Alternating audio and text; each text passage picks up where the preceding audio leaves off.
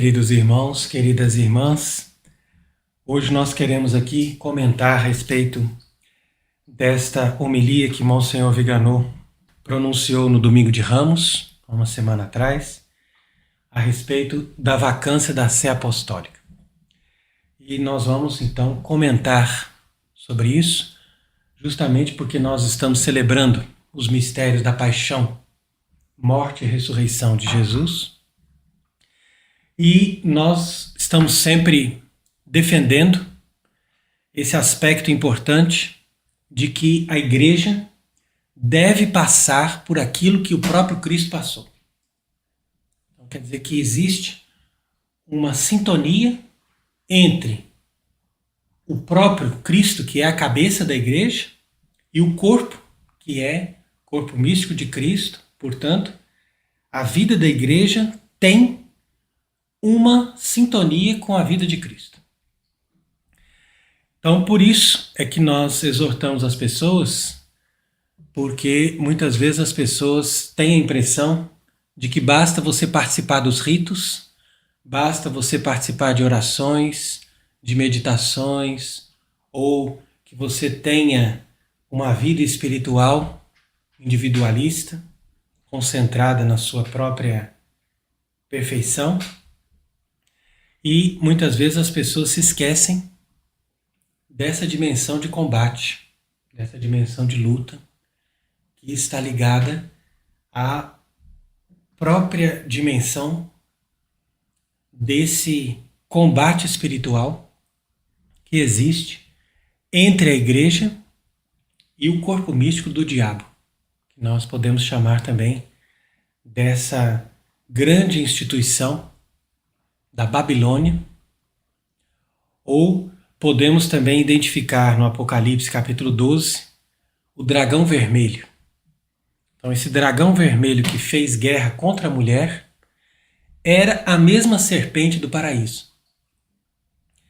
Então quer dizer que a serpente que no início convenceu os nossos primeiros pais a viver uma vida independente daquilo que Deus estava pedindo, dizendo, olha, vós sereis como deuses, esta mesma serpente, com estas mesmas ideias, fez guerra contra o verdadeiro Israel do Antigo Testamento e produziu esse corpo místico do diabo que fez oposição ao corpo místico da igreja desde que Cristo se manifestou. Porque Cristo foi enviado pelo Pai, ao se manifestar ao mundo, o verdadeiro Israel o reconheceu, o adorou e fez questão de estar com ele. Então daí nasceu a Igreja Católica. Enquanto que o falso Israel, ou seja, esse corpo místico do diabo, que já se formou desde a época de Cristo, foi ganhando força, foi desenvolvendo o seu projeto e aumentando cada vez mais, de tal forma que hoje, quando nós chegamos no final dos tempos, nós vemos ali bem claro, como está no Apocalipse capítulo 12, este grande dragão vermelho, com tantas cabeças, com tantos chifres, tudo isso é sinal de poder. Quer dizer que é um poder mundial que faz oposição a Deus e faz oposição à igreja. E, portanto, existe uma paixão. Não é só uma perseguição aos cristãos, mas existe uma paixão que é justamente esse sofrimento, essa morte da igreja, que se identifica com a morte de Cristo. Então nós estamos vivendo um momento histórico porque nós estamos justamente nessa situação quando a igreja está sepultada, aguardando a sua ressurreição. Então por isso que eu faço questão de comentar essas passagens aqui desses textos de Monsenhor Viganò, porque nós percebemos que ele hoje é uma das referências importantes que nós temos no mundo para nós identificarmos aqueles caminhos essenciais que a igreja precisa identificar para se chegar a um verdadeiro Papa. Eu não estou dizendo que Monsenhor Viganò será um verdadeiro Papa, eu mesmo não acredito nisso, porque ele também já tem uma certa idade, mas eu estou dizendo que a base para nós termos essa instituição do papado restaurada vem necessariamente dessa conversão de Monsenhor Viganò. Isso aí é algo importantíssimo e por isso nós fazemos questão aqui de citar esta homilia do Domingo de Ramos, quando ele diz que a entrada triunfal de Nosso Senhor em Jerusalém, que repete o cerimonial litúrgico real da coroação de Davi, cumpre a profecia de Zacarias e antecipa o retorno glorioso do Juiz Supremo, é no Monte das Oliveiras, de fato, que o Senhor se revelará no dia do juízo.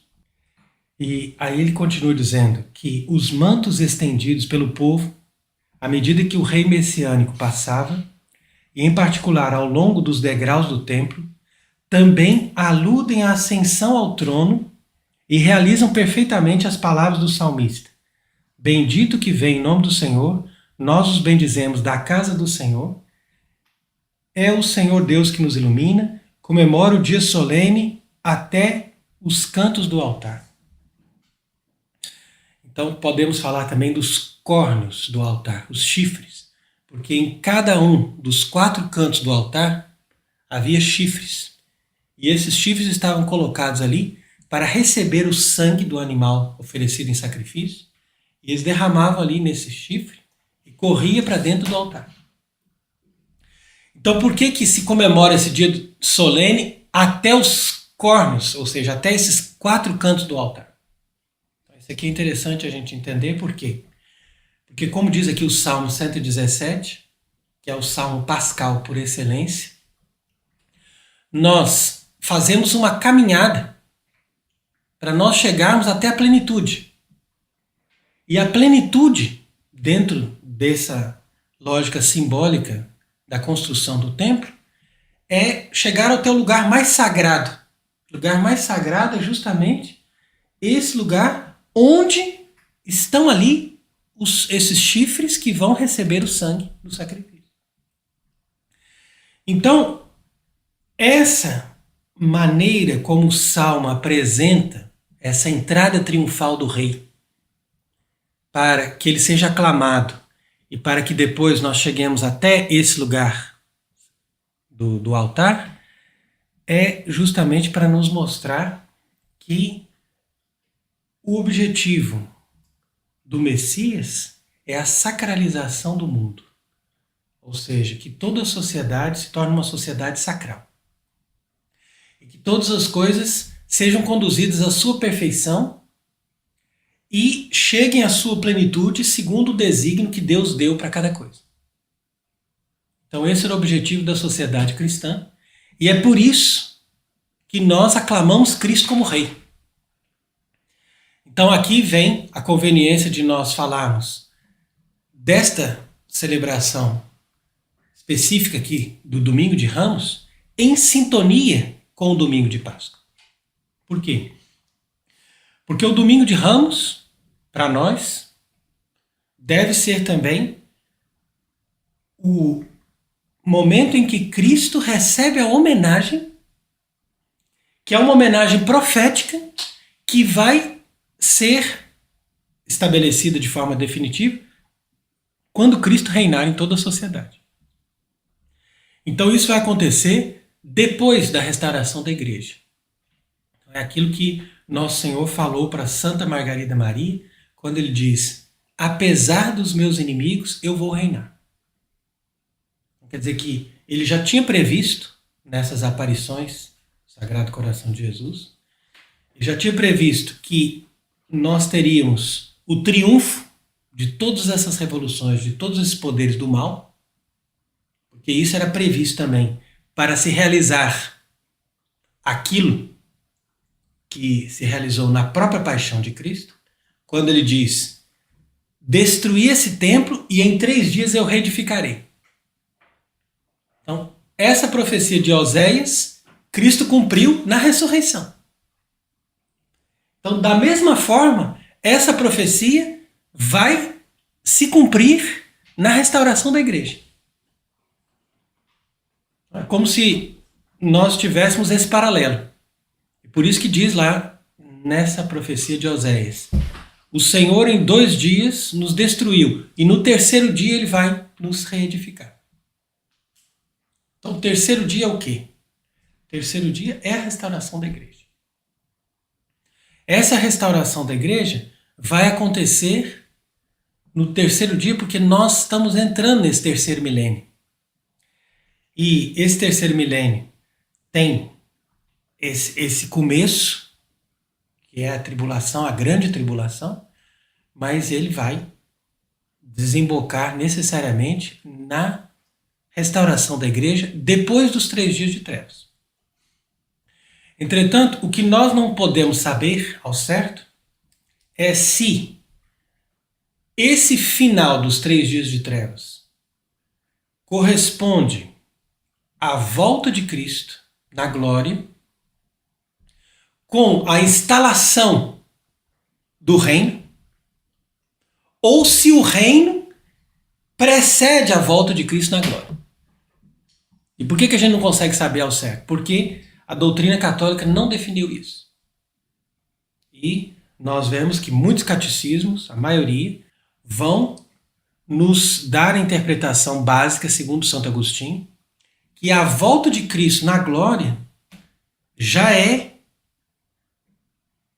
o início do juízo final. Mas há outros doutores da igreja, como por exemplo Santo Irineu, que dizem que a volta de Cristo na glória vai acompanhar o reino. E esse reino que nós estamos falando não é segundo a lógica do milenarismo. Milenarismo é uma leitura errada da lógica do reino, não tanto por causa da interpretação literal de dizer que haverá 1000 anos, e isso a gente pode interpretar, a Bíblia sempre pode interpretar literalmente, que não há nenhum problema, mas o milenarismo é errado e condenado pela igreja quando diz que a partir daquele tempo não haverá necessidade de ter uma autoridade na igreja. Então quer dizer que não haveria papa. E isso justamente está condenado no Concílio Vaticano I, quando diz claramente que a igreja deverá necessariamente ter papas até o final do mundo. Quando nós estamos falando de sede vacante, é um momento provisório, porque o mundo não pode acabar com a sede vacante. Essas aqui são questões importantes que a gente discute aqui dentro desse plano da doutrina para mostrar para as pessoas qual que é o desenrolar da coisa. Agora, se a volta de Cristo precede o reino, ou seja, 3 dias de trevas com a volta de Cristo e depois começa o reino, seria uma possibilidade. E a outra possibilidade, 3 dias de trevas, renovação de todas as coisas, com o reino. E esse reino, não necessariamente 1000 anos, mas pode ser também, ele vai ser a consumação daquilo que Cristo recebeu e veio fazer no mundo, e que foi profeticamente realizado nessa aclamação que nosso Senhor recebeu na sua entrada em Jerusalém no domingo de Ramos. Então quer dizer que tudo isso está em perfeita sintonia com a Bíblia e com as profecias. Então Monsenhor Viganò continua dizendo que tudo na economia da salvação se resume em Cristo Rei, alfa e ômega, princípio e fim, aqui, hoje e no futuro. Aqui uma frase realmente muito importante para nós concentrarmos a nossa atenção nessa lógica, porque essa espiritualidade intimista e protestante, que nós explicamos inclusive naquela conferência sobre Lutero, que já começou com a devócia moderna, que invadiu os ambientes da igreja e que faz parte da espiritualidade modernista. A espiritualidade da igreja moderna é toda baseada nessa lógica protestante, em que cada um busca a sua própria união com Deus. Por isso que uma pessoa faz questão, às vezes, de chegar numa missa, ela não quer saber se esse padre é herético, ou se ele está em união com Francisco, ou se ele está realmente unido à Igreja Católica verdadeira. Mas ela simplesmente chega numa missa e diz: eu quero comungar. O que é importante para mim é comungar. Isso aí é parte dessa espiritualidade intimista. Quer dizer, a pessoa e Deus. Isso é protestante. É a pessoa com Deus. Não tem uma igreja, não tem uma sociedade, não tem um fim. Aquilo ali não é feito com um objetivo, um propósito. Não. É eu e Deus. Então, por isso é que essas pessoas buscam sacramentos. E essa lógica dessa espiritualidade protestante não está somente nos ambientes modernistas, mas também, e talvez de uma forma ainda mais profunda, nos ambientes tradicionalistas. Aí as pessoas é que vão mesmo para os sacramentos. Não, sacramento, a missa tradicional, é isso aqui. Mas não, a igreja é muito mais do que isso. Não adianta a pessoa participar de todos os ritos, bem participado ali, né? Os ritos da Semana Santa, segundo o rito tradicional, etc. Tudo muito bonito, maravilhoso, sem dúvida que é bonito. Mas se a pessoa não está no verdadeiro espírito de união com os sentimentos de Cristo e de união com a igreja, então ela estará participando daquelas missas como os judeus estavam participando dos ritos da Páscoa no dia que mataram Jesus. Eles estavam lá felizes naqueles ritos bonitos, naquelas cerimônias solenes, enquanto que Jesus estava morrendo, fora da cidade, completamente nu, coberto de sangue, com todo aquele tormento, com toda aquela humilhação. Então quer dizer, que nós não estejamos na situação errada, porque no dia do juízo nós seremos cobrados. Então os sacramentos ilícitos são também ocasião de ofender a Deus. Por quê? Porque a pessoa que participa dos sacramentos fora dessa comunhão com a igreja, essa pessoa, ao invés de estar crescendo na vida espiritual, ela está realmente colaborando para aumentar o fluxo da traição contra Cristo. É isso que nós estamos alertando, porque principalmente no Brasil a moda é o galicanismo. O galicanismo é o quê? Não, o que vale é termos boas celebrações, bons sacramentos, tudo correto ali, e pronto, nós não queremos saber as heresias que estão no Vaticano, nós não queremos saber dos problemas que estão ali ou aqui, isso aí não compete a nós, o que compete é eu fazer uma boa comunhão, o que compete é eu estar ali aos pés da cruz com Cristo, e pronto. Aí a pessoa acha que ela é uma espiritualidade verdadeira, sendo que, na verdade, tudo isso é para encobrir a covardia dessas pessoas de não quererem se manifestar, de não quererem perder fiéis, de não querer estar no combate verdadeiro para defender a fé, que é a base de toda a estrutura. Então, se eu tenho a verdadeira fé, é claro que eu vou estar fazendo a vontade de Deus e claro que eu vou estar colaborando com a igreja. Aí sim eu vou celebrar os sacramentos. Agora, se eu não tenho a verdadeira fé, o que adianta eu celebrar os sacramentos bem celebrado, mesmo que seja com a missa tradicional, ou que adianta eu estar ali dizendo que eu estou rezando horas e horas aos pés da cruz, adorando o Santíssimo e coisas assim, se eu não estou em união com o verdadeiro Cristo e com o seu reino e com a sua verdadeira Igreja Católica. Então isso que as pessoas precisam entender, porque quando a pessoa não focaliza a sua vida nesse objetivo de fazer a vontade de Deus, de obedecer a Deus, mesmo que isso implique em perseguições, sofrimentos, perdas, etc., então a pessoa começa a trair Cristo, como Judas, ou começa a fazer o pecado de Pedro. Porque tem muita gente que fala que Pedro, ele foi o primeiro Papa e ele também errou porque ele negou Jesus. Então as pessoas confundem infalibilidade com impecabilidade. E nós não estamos dizendo que o Papa nunca peca. Nós estamos dizendo que o Papa nunca ensina o erro. Isso é uma coisa evidente. Então, quando São Pedro negou a Jesus, São Pedro pecou. E por que ele pecou? Porque ele foi covarde. Então, nós não podemos ser covardes. E nem ser traidores como Judas. Os traidores são aqueles que vendem Jesus. Enquanto que os covardes não chegam a vender Jesus, mas ficam ali dizendo assim, não, eu não vou me manifestar porque isso aí vai dar problema para mim. E, infelizmente, a maioria do clero hoje em dia ou comete o pecado de Pedro ou comete o pecado de Judas. E acaba, então, a situação ficando muito pior por causa da omissão deles. Então, as pessoas que participam da missa de tais pessoas covardes, de tais sacerdotes que não se manifestam, que não dizem claramente a verdade, ou que participam da missa desses Judas, que estão traindo, literalmente, por causa de vantagem de dinheiro, essas pessoas entram também no pecado deles.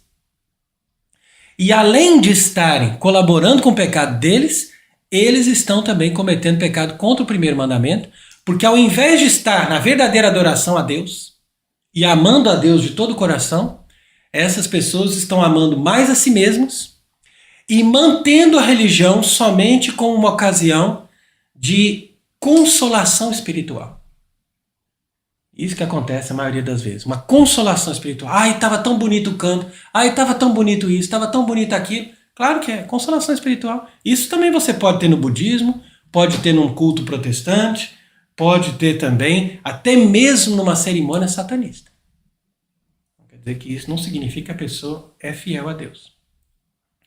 Então, por isso que Monsenhor Viganò diz que a mentalidade atual, na sua ignorância, que a arranca do passado e a priva de um futuro, não tolera que um rei possa ser aclamado hoje. Então isso aqui é verdade, porque como nós estamos sempre denunciando, hoje em dia as pessoas não têm noção da história. Então tudo é feito para que as pessoas não tenham noção do passado. Como ele diz aqui, mentalidade que arranca as pessoas do passado. O passado não existe. No passado a gente tem vagas noções que as coisas não eram boas, que as coisas eram ruins, que as pessoas sofriam muito, que tinha muitos problemas e que a igreja também fazia muitas coisas erradas. É a única coisa que as pessoas aprendem em toda a história do mundo. Imagina? Quer dizer, uma ignorância total. E ainda por cima diz ali, ó, e a priva de um futuro. Porque quando você não conhece o passado, você também não tem futuro. E com isso, ninguém quer aclamar Cristo como rei. Não se tolera isso, porque todo soberano, especialmente se for cristão, se refere ao único rei universal, de quem emana toda a autoridade terrena. Por isso que eles não estão hoje tolerando mais. Então por isso que ninguém está hoje tolerando mais a ideia de que Cristo seja o rei da sociedade. Porque para isso nós temos que ter soberanos cristãos. E esses soberanos cristãos vão referir a sua autoridade com a autoridade de Cristo. Mas não se tolera isso porque a monarquia terrena, tanto a temporal quanto a espiritual, é intrinsecamente consistente no cosmos divino. A ponto de até mesmo as criaturas organizadas em sociedades, como as abelhas, terem a sua própria rainha. É isso que nós estamos sempre dizendo. Como que nós vamos viver uma igreja que não tem um papa? A constatação de que Francisco não é papa tem que nos levar necessariamente a um movimento para termos um papa. E não somente termos um papa, mas também termos soberanos, ou seja, reis, monarcas, que sejam católicos e que deem sustentáculo para uma sociedade cristã cujo chefe é o papa. Isso daqui é necessariamente o nosso objetivo. Enquanto as pessoas ficam somente buscando os sacramentos e buscando uma espiritualidade intimista, as pessoas não chegam nunca nesse objetivo final, olha, Cristo Rei, alfa e ômega, princípio e fim. Até as abelhas têm uma rainha. Não tem como essas pessoas viverem sem terem autoridades legítimas. Então por isso que diz ali, ó, não se tolera isso, porque o poder real é necessariamente de origem divina. Como disse Jesus, reino meu não é de hoc mundo. Quer dizer que o meu reino não é deste mundo. Isso Jesus disse a Pilatos, como nós lemos na Sexta-feira Santa. Mas ele não quis dizer que a sua autoridade não seja exercida sobre as sociedades humanas. Mas ele quis dizer que a origem dessa autoridade é sobrenatural e, portanto, superior. Essa aqui é muito importante, porque tem muitas homilias aí na Sexta-feira Santa. A pessoa, ao invés de falar uma coisa que presta, pelo menos na Sexta-feira Santa, vem dizer, ó, Jesus não vai reinar nesse mundo. Ele mesmo disse, ó, o meu reino não é desse mundo, quer dizer que ele não vai reinar nesse mundo falso. Ele está ali para reinar. Ele só está dizendo que o reino dele não é desse mundo. Por quê? Porque se fosse desse mundo, teria as bases mundanas. As bases mundanas é o quê? A corrupção, a força, o poder humano. Não. A base do reino de Cristo é sobrenatural. É uma autoridade divina. E nessa autoridade divina é que ele reina. E, portanto, o reino dele é muito mais consistente do que o Império Romano, que já acabou, e de todos esses outros reinos que quiseram destruir o reino de Cristo. Todos eles serão destruídos, mas o reino de Cristo vai prevalecer. Então, por isso, diz aí Monsenhor Viganò, que a revolução também entrou na Igreja Católica, e com ela a ideia blasfema de que até mesmo o papado pode ser distorcido em sua essência. Tá vendo aqui, ó? Essa frase é fundamental. Então a revolução também entrou na Igreja Católica. E quando entrou a revolução, entrou também a ideia blasfema de que o papado pode ser distorcido na sua essência. Porque qual que é a essência do papado? É o que nós estamos sempre explicando. A essência do papado é a manutenção da fé católica. Jesus Cristo, quando fundou o papado, ele não fundou assim: Pedro, eu vou te dar um cargo para você se sentar em Roma, para você fazer o que você quiser. Você vive lá, você viaja, você fala para as multidões e tal. O que você fizer tá bom. Não.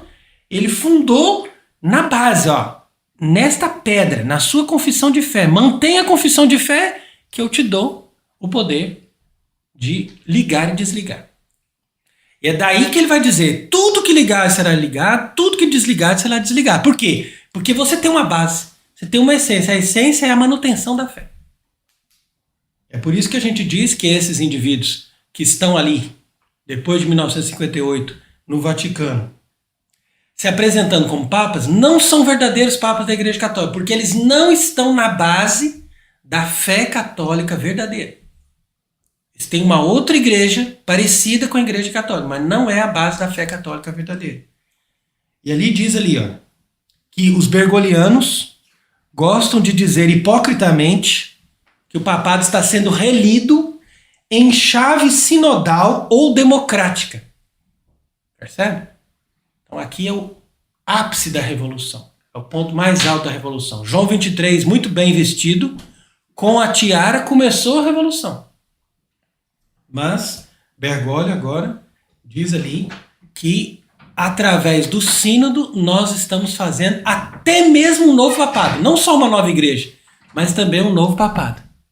E depois ele continua dizendo ainda: tudo isso estava previsto nos textos conciliares, nos quais, como envenenadores de poços, os neomodernistas despejavam suas heresias.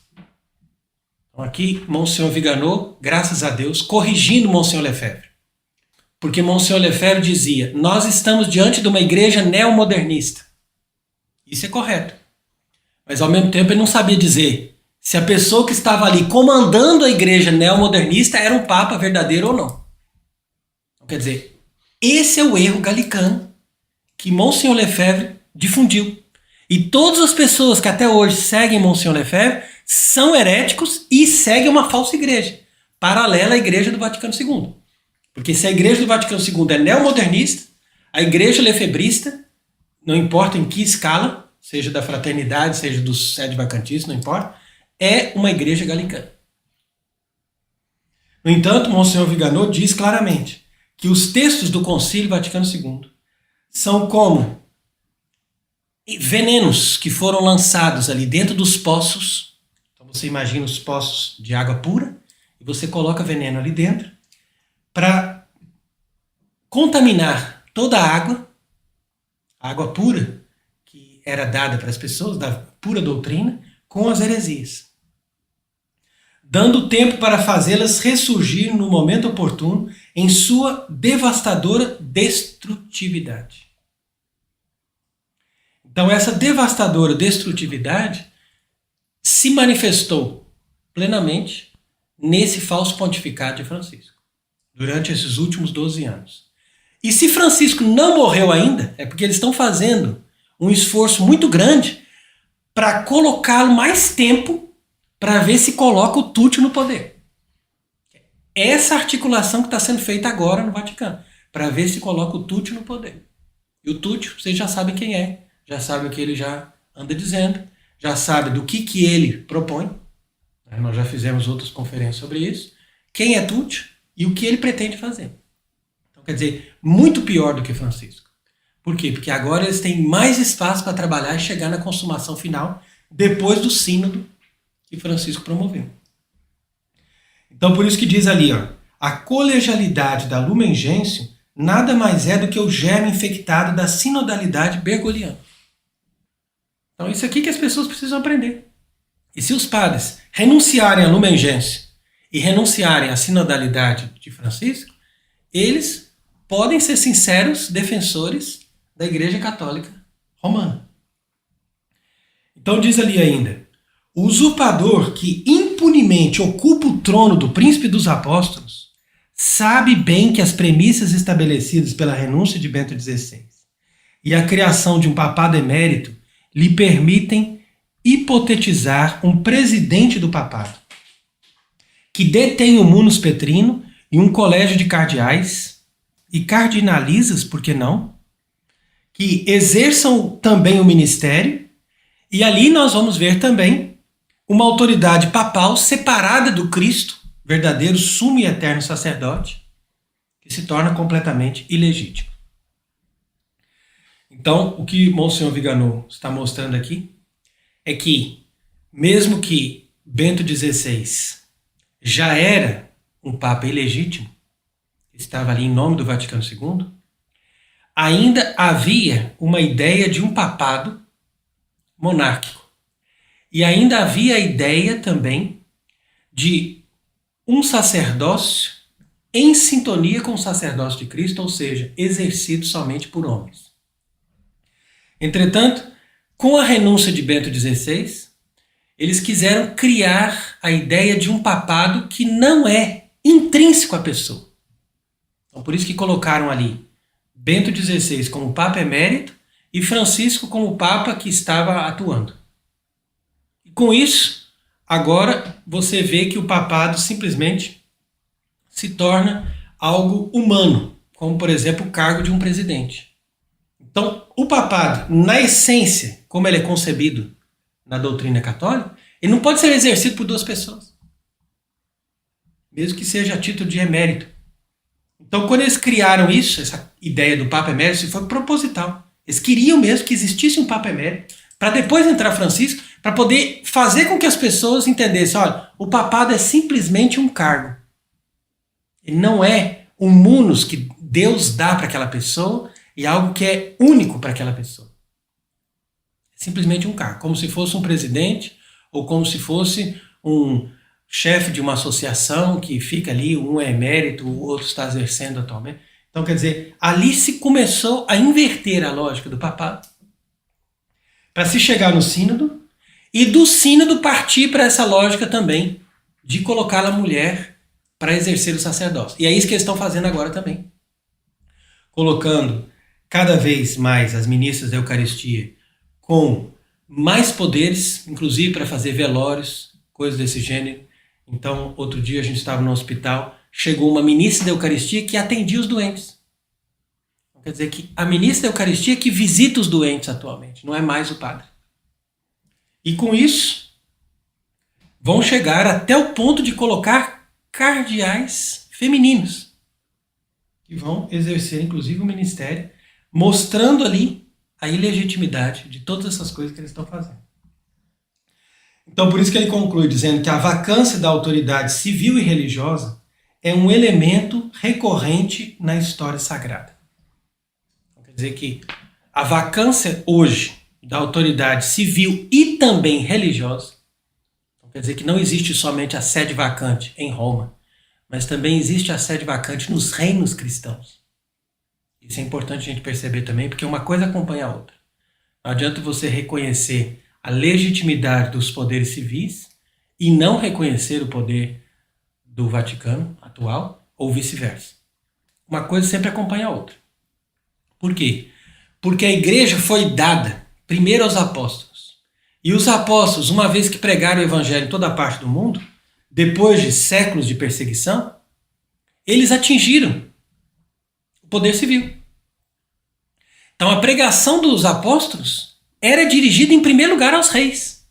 Por isso que onde os apóstolos chegavam, eles procuravam falar com as autoridades. Assim foi com São Paulo, São Mateus, São Pedro. Mas nem sempre aquelas autoridades acolheram. Mas chegou um momento em que as autoridades se converteram ao cristianismo. E quando as autoridades se converteram ao cristianismo, essas autoridades se tornaram automaticamente autoridades sagradas. Por isso que os reis eram ungidos. E a unção dos reis era justamente para dar para esses reis essa autoridade divina, que era exercida de forma legítima quando os reis estavam em obediência ao Papa. Mas a partir do século XVI, quando os reis entraram na lógica protestante e começaram a entrar na desobediência ao Papa, então eles perderam a legitimidade. E esses reis começaram a ser excomungados. E quando as pessoas, por dinheiro ou por interesse, obedeciam aos reis excomungados, essas pessoas já começaram a colaborar com a paixão e morte da igreja. A paixão e morte da igreja começou ali, quando as pessoas começaram a obedecer os reis que estavam excomungados, ou seja, que perderam aquela autoridade legítima e divina que os antecessores deles conquistaram pela obediência à igreja. Então quer dizer que eles usurparam. Os reis usaram de tudo aquilo que os verdadeiros reis católicos tinham para poder se colocar contra a igreja católica. E as autoridades, a partir do século XVI, que não aceitaram fazer esse jogo e que permaneceram em obediência ao sumo pontífice, foram destruídas pela Revolução. Então você veja que todo esse esquema ocupou os poderes civis e eclesiásticos. Então por isso que é triste quando a gente vê que as pessoas são tão ingênuas que eles percebem às vezes as catástrofes que aconteceram no mundo e o domínio da maçonaria e do judaísmo talmudista em todas as estruturas da sociedade, mas não conseguem perceber que o Vaticano também é ocupado por essas mesmas estruturas. Sendo que os poderes eclesiásticos estão em plena sintonia de amizade com os poderes civis, que são contrários a Cristo. Então quer dizer que a gente fica realmente assustado com a ignorância e com a ingenuidade dessas pessoas. Ainda mais aqueles que acham que basta que nós sejamos assim conservadores e que o poder em Roma ainda mantém a Igreja Católica, porque afinal de contas ali ainda existe alguma coisa que fala de Deus, que fala de Cristo, que fala da ressurreição, sendo que qualquer igreja protestante faz isso muito bem. Então, nós devemos perceber que, segundo o princípio básico da doutrina católica, quando você não guarda a fé integral, você está fazendo uma igreja contrária ao catolicismo. Só a fé integral pode nos dar a verdadeira igreja católica. Por quê? Porque se você tem uma pequena heresia, essa pequena heresia é suficiente para fazer guerra aos verdadeiros católicos. E foi isso que aconteceu nas guerras de religião.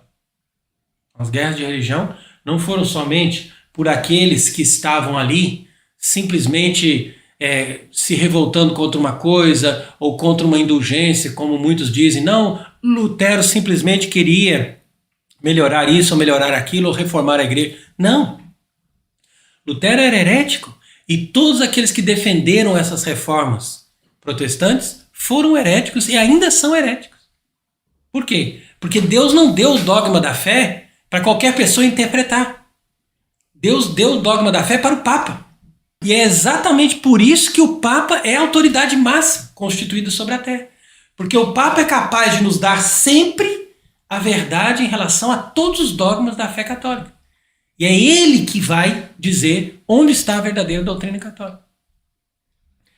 Então por isso que diz ainda aqui que quando Nosso Senhor encarnou-se e nasceu da Santíssima Virgem Maria, tanto os sumos sacerdotes Anás e Caifás quanto o rei Herodes chegaram ao poder por meio de fraude e nomeações manipuladas e, portanto, não representavam um poder legítimo. Isso aqui é importante também a gente perceber. Ao contrário do que muitas pessoas argumentam, se baseando inclusive no Evangelho de São João, eles dizem assim, olha, Caifás era o sumo sacerdote naquele ano, ele profetizou que Cristo devia morrer pelo povo. Então, ele profetizou porque ele estava ocupando um lugar ali que seria do sumo sacerdote. Mas ele não era, diante de Deus, um sumo sacerdote legítimo. Então quer dizer que o fato da pessoa profetizar não significa que ele é legítimo. A pessoa pode profetizar sendo, inclusive, contra Deus. Até mesmo a mula de Balaão profetizou. Então não significa que a pessoa é legítima. Não significa que a pessoa está ali exercendo um poder em prol das coisas de Deus. Porque se ele fosse legítimo, ele reconheceria o Messias, é simples. Porque Jesus disse claramente, ele perguntou, você é o Filho de Deus? Jesus disse, eu sou. Você está dizendo e eu sou. Ao invés dele dizer, nossa, então vamos adorá-lo. Isso é o que faz o legítimo. A autoridade legítima se volta para Deus, se inclina perante Deus. Enquanto que a autoridade falsa, como era o caso dele, rasga as vestes e diz, olha, esse homem está blasfemando, vamos colocar na morte. E é isso que fazem também essas autoridades hoje do Vaticano. Se você proclama a doutrina verdadeira, eles te colocam na morte. Por quê? Porque eles não são autoridades legítimas. E é por isso que eles mataram tantos sacerdotes e tantos bispos e continuam matando aqueles cristãos verdadeiros que proclamam a doutrina católica verdadeira. Então a perseguição hoje que o Vaticano faz contra os verdadeiros católicos é muito pior do que a perseguição massiva que está acontecendo, por exemplo, contra muitos cristãos na Síria, na China, outros países do mundo. Por quê? Porque ali eles matam o corpo. Enquanto em outros lugares eles tentam matar a própria fé. Então diz ali ainda, Monsenhor Viganò, que quando Jesus Cristo retornar para tomar posse do que é seu, por direito divino, por linhagem e por conquista. Então, veja que bonito, por linhagem, porque ele é rei, segundo a linhagem de Davi.